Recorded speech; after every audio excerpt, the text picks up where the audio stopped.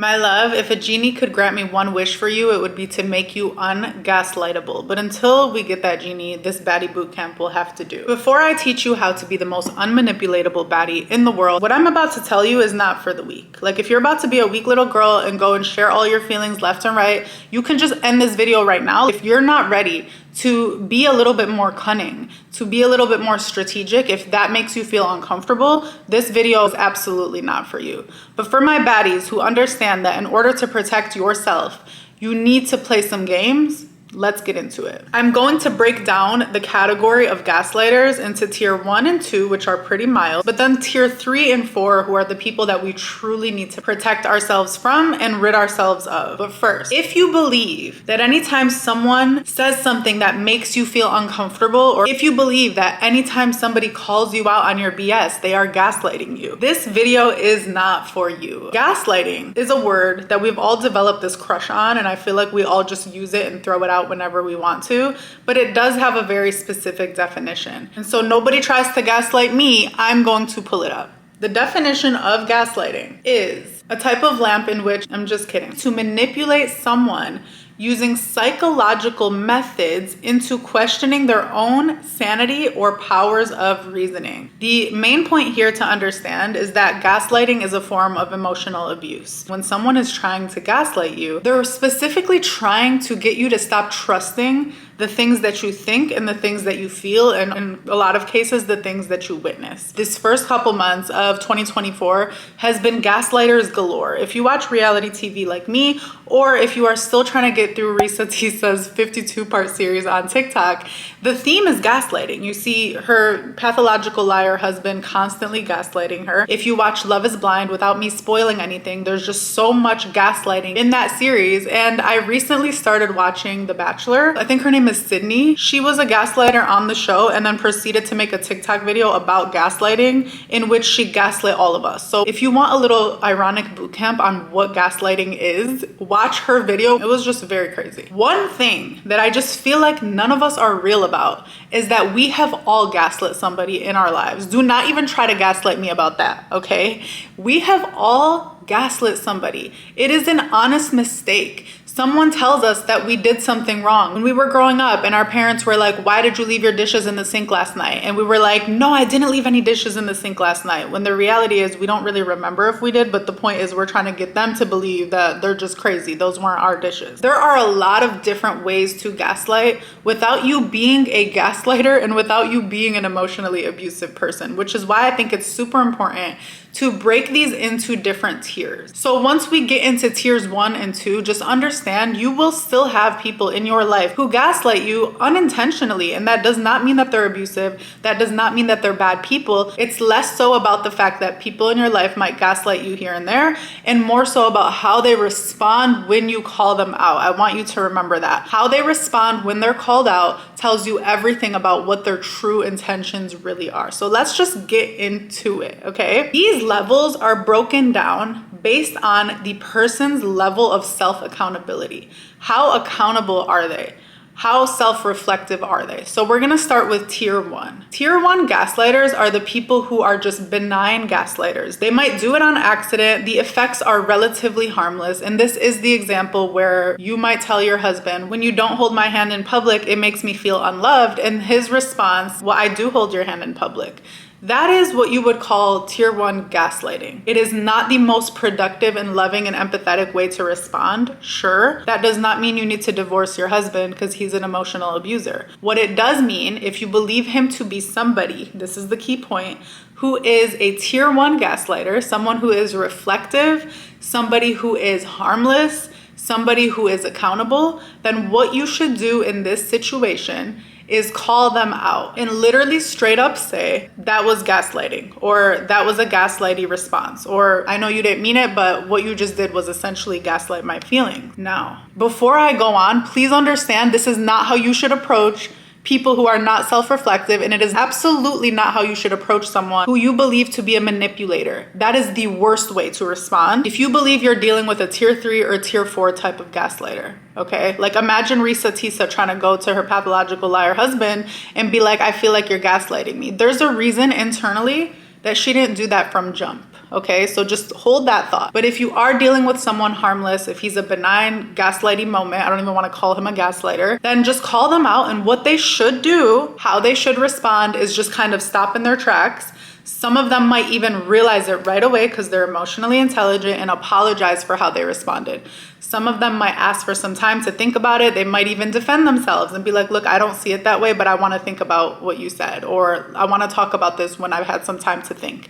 Those are all okay, non-gaslighty ways of responding to being called out for trying to gaslight you, okay? And I want to give some grace and room for that, because sometimes we are defensive. We will not respond in the most mature, appropriate way 110% of the time. The little benign gaslighty things are things that you and I do every day until we're called out. And when we are called out, we come correct, because that is not our intention. Our intention is not to manipulate the people in our lives. So just let's give people some grace, okay? Not everybody is a gaslighter or a narcissist or an emotional abuser. Which brings me to level 2. You will have level 2 gaslighters in your life as well, and the way of dealing with them is a little bit different. Now, these people are people who are not manipulative by nature. Like, they're not just trying to manipulate you. You do have a good relationship with them. You do feel loved. You do feel respected. However, they're not as self-reflective, and they do tend to be more defensive in nature than number 1. Now, this person, you might need to create some space in the moment where they gaslight you. If they try to tell you that you're crazy for thinking something, or if they try to get you to question a series of events, because they're not trying to manipulate you outright, you do want to be honest with them, but not right away. Now, the reason I say not right away is because they're so defensive and not self-reflective. These people especially need time to just absorb what they've done, for them to come to their senses and realize that what they did was gaslighting. But unlike tier 1 people, they're not going to realize that if you call them out in that moment. So what might happen in that moment is, if you call them out and say, like, that was gaslighting, or I feel like you're making me question my sanity, they're just going to reach for whatever defense they can reach for, and that will just perpetuate the gaslighting. Even though that is not their nature, even though that is not their intention, the impact of that interaction will just be further gaslighting of you, because they have not had the space and time to really sit with their behavior and reflect on it. So what I recommend with tier 2 people who are not as reflective and who are more defensive is to end the interaction. Like, this isn't something I feel comfortable talking about right now. You don't have to share why. You don't have to give them more insight into your feelings, and just say, like, I want to talk about this later. And then the next day or the next couple days, follow up and have that conversation where you are honest with them about how they made you feel. That will give them a chance to look at the interaction from a less emotional and more objective perspective, and it will protect you from being further gaslit by them, ultimately saving the health of that relationship. Because once again, we all have tier 1 and tier 2 gaslighters in our lives. That doesn't mean we need to cut them off. It's just that, especially with tier 2 people, they might not have the most mature and productive way of responding when being called out. Now, the way that I'm going to direct you to deal with the tier 3 and tier 4 people in your life is going to be vastly different. So please, I want to emphasize, please, everything that I just told you about the tier 1s and the tier 2s, just throw them out right now, okay? Because they do not apply. There is no room for emotional honesty when it comes to tier 3 and tier 4 gaslighters. Now, let me explain who these people are. Your tier 3 and tier 4 gaslighters are people who are never accountable for their behavior. Everything that has ever happened to them in life has always been someone else's fault. They are always the person who is the victim in the story. When they are approached with someone else's feelings, they cannot hold themselves accountable. Like, they're just those people that will always have an excuse for their own behavior and will always try to turn it around on you and make you feel like there's a reason that they acted like that. This is a very extreme example, but if you came to this person like, I can't believe that you just slapped me across the face, they would find a way to turn it around and make you feel bad about how you got them to the point where they could be angry enough to slap you across the face, okay? For a less extreme example, if you are watching season 6 of Love is Blind, Kenneth, okay? Kenneth is someone who is gaslighting his partner in the most graceful way. I would put him at a level 4, because the only difference between a level 3 gaslighter, someone who is manipulative, who is never accountable, it is always someone else's fault, even for their poorest behaviors. The difference between a level 3 and a level 4 is that a level 4 will make that sound good. They will make it sound good. It's to the point where you're listening and you're like, that sounds so good, but why doesn't it feel good? It sounds so good.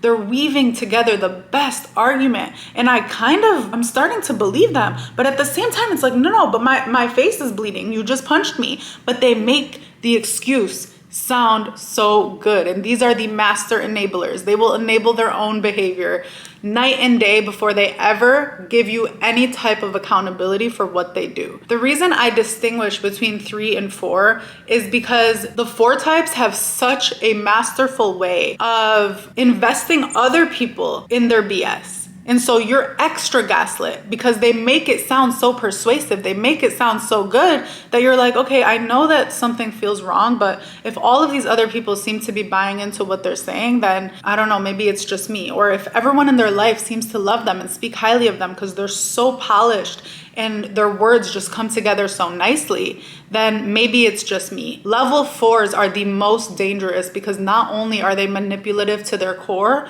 but they have somehow convinced everyone in their life that they make so much sense. When you feel that you are dealing with a level 3 or a level 4 manipulator, you do not share your emotions. You do not come across vulnerable. You do not tell them what you're thinking or what you are suspecting. Don't you dare tell them what you're suspecting. Don't you dare tell them the observations you're making about the way that they move being a little bit shady. Like, don't you dare. If you feel that there's somebody in your life who's moving in a way that you don't really trust, however, this person is also someone in your life that you know, if you brought it up to them, they would gaslight your whole existence, you need to play dumb. You need to sit back and watch, collect evidence. And I'll tell you why you need to collect evidence. Don't you dare show them the evidence. Don't you dare be a dummy and show them the thing that you saw in their phone the second you see it. Don't you dare. If you were playing a card game, whatever card game, pick whatever card game comes to mind. The whole point of a card game is to not show people your hand because you're trying to win the game. Now, I know that that's not the best way to look at relationships, and I agree. However, when you're dealing with a level 3 and level 4, I need you to understand you are in a game whether you like it or not. So it's kill or be killed. Do you hear me? When you are in a relationship with a gaslighter and an emotional abuser, it is kill or be killed. So this whole but I don't want to approach my relationships like that because I want trust.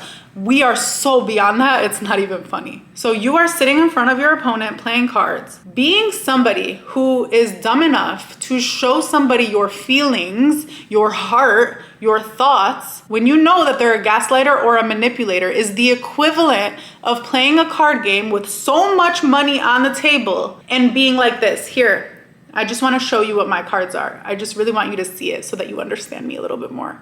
What are they going to do? Obviously, is understand exactly how to play the out of you, literally and figuratively, because they see exactly what they're working with. And now they know how to manipulate this game in order to win it and take all of your money and leave you high and dry. When you go to someone who you know is a level 3 or level 4 gaslighter and you tell them, that made me feel gaslit,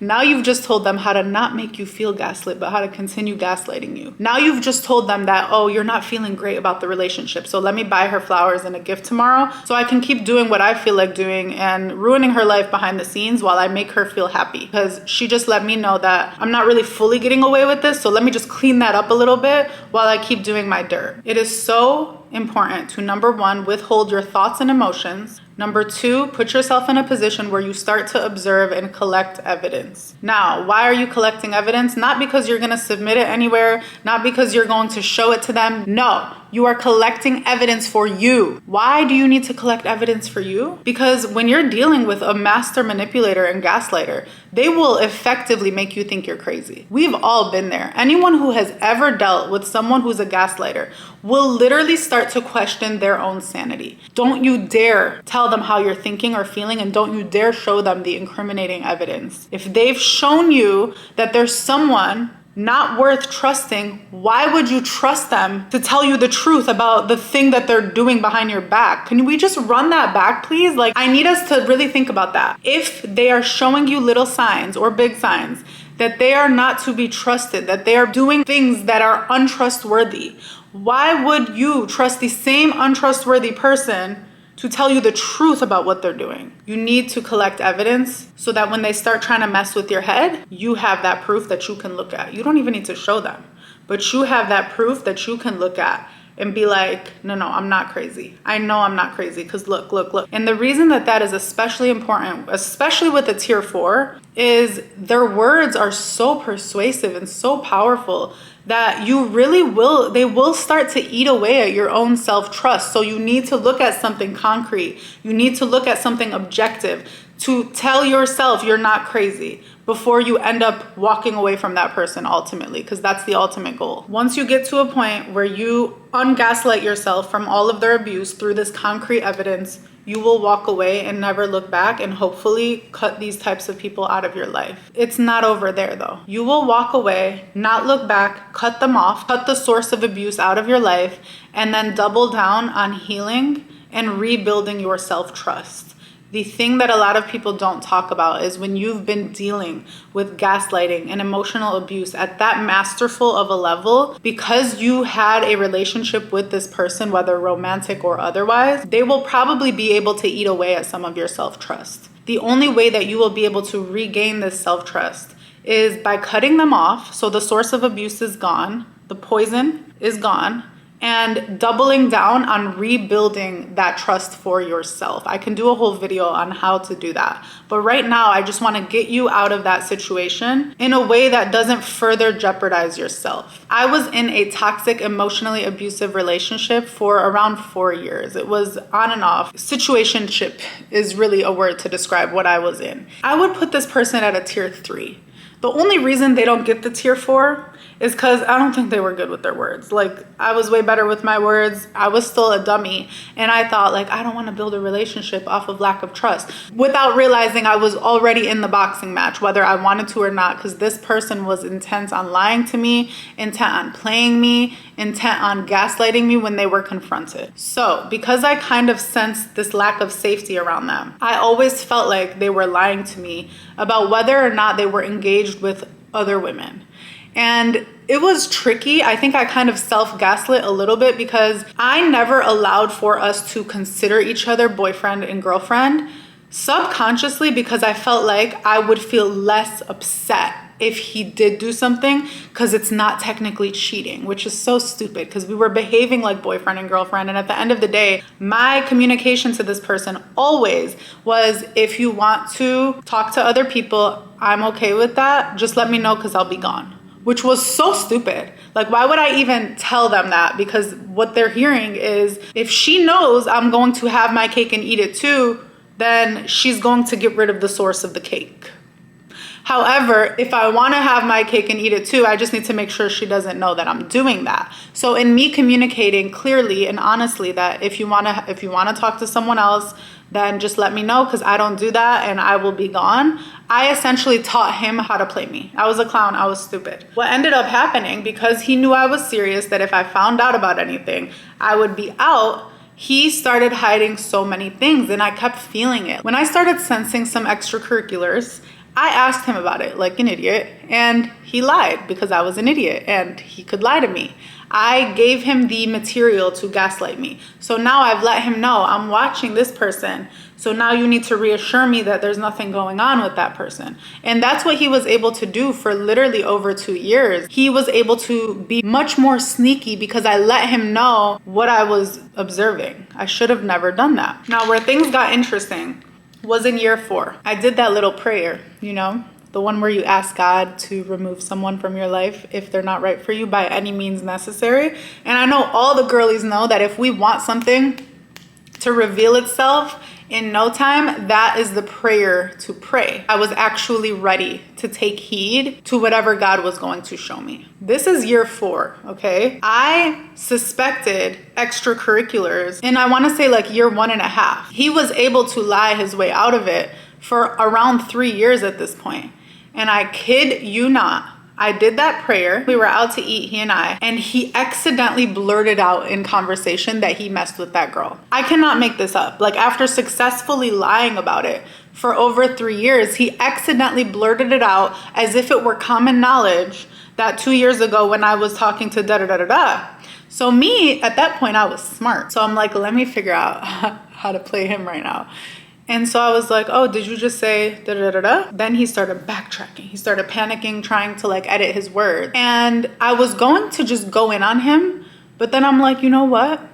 Let me just hide these cards back, play dumb, pretend like I didn't really notice what happened, pretend like I don't really care that much because I'm out of here. So I go to the bathroom, I have my little cry session for like 2 minutes, make myself look good again, come back out and just completely change the subject. Now, anyone who doesn't understand that when you're dealing with a tier 3, you can't just come out and be like, that really hurt my feelings, would think that I'm stupid. If you don't understand how emotional abuse works, you would think that I'm stupid. However, what I did was the smartest thing I could have done, because what happened was I acted normal. We had a nice little day together. I went back home and I literally created a game plan of exactly how I was going to get rid of this person forever. And I created a list of the things that I knew for sure God showed me about him so that I can literally see it. Did I talk to him about any of those things? Absolutely not. Because then I would be equipping him with how to manipulate me. In fact, I just like took him off guard that I was even upset about this thing that he admitted. I completely took him off guard. In the beginning, I didn't want to put him on game because I still felt like I was so vulnerable and so emotionally abused that if he pulled out all the stops right away, like if he went into panic mode, he would have been able to get me back. And this is me just being honest, even knowing what I knew and knowing that I was being emotionally abused and gaslit. In those first few weeks, if he understood that I was ready to leave, I think he would have been able to get me back based on the grand gestures that he probably would have done early on. I bought myself that few weeks of time to really focus on building my self-trust, to kind of like text him back, give and take, not see him, but make him feel like I was just busy or make him feel like nothing is wrong with us. In a sense, I gaslit him back and I don't give a like I'm okay with that.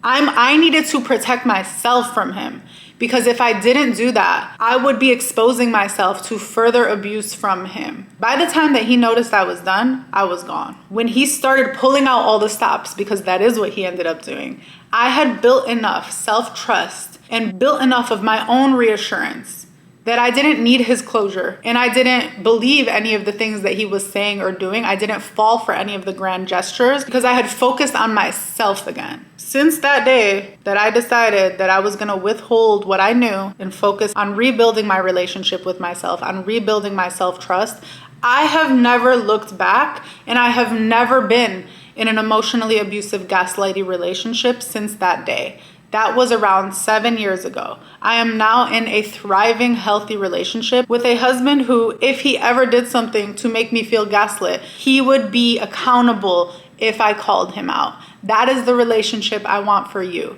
You cannot be in a relationship like that though. If you are dealing with a tier 3 or dealing with a tier 4 and they are a leech sucking your self-trust out of you right now, it will be so hard for you to trust yourself enough to trust someone else moving forward if you don't get rid of those people and double down on self-trust. At this point in my life, I feel like it's my mission to help people not be gaslit. I understand how much of a mind F it is to have somebody make you question the very thoughts that you are having. Imagine how much of a violation that is. The thoughts, the thing that is most intimate to you, that really should just be between you and God half of the time. Someone is able to intervene into that space and make you question your own identity, your own feelings, your own thoughts. It is the biggest mind F, and I wish that on nobody, not even my biggest enemies. I wish that on nobody. I really, really need you to take heed to this advice and understand that if you are dealing with someone who is a manipulator, please, my love, do not be honest with them. Do not show them your hand. Do not equip them with the exact weapons that they are intent on using against you. I love you so, so much, and this message has never been more true than it is for this video. But please, by all means, stay powerful, my love.